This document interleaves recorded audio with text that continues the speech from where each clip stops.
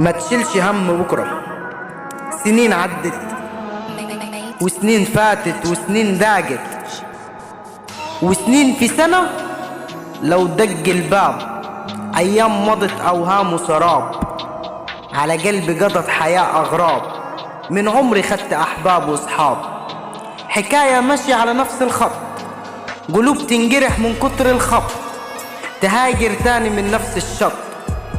ليه تعيش بين عذاب ونار، حيرة ومرار بأيامك؟ ليه تحسب وتقسى وتظلم وتقتل في عقلك وقلبك وأيامك؟ ده ربك لا يغفل ولا بينام، يبقى سيبها واتكل على ربك. أيام تمشي وليالي تطوي، يبقى يلا فكر في راحة بالك. حكاية دايرة علينا ماشية، ليك يوم هتاخد حسابك.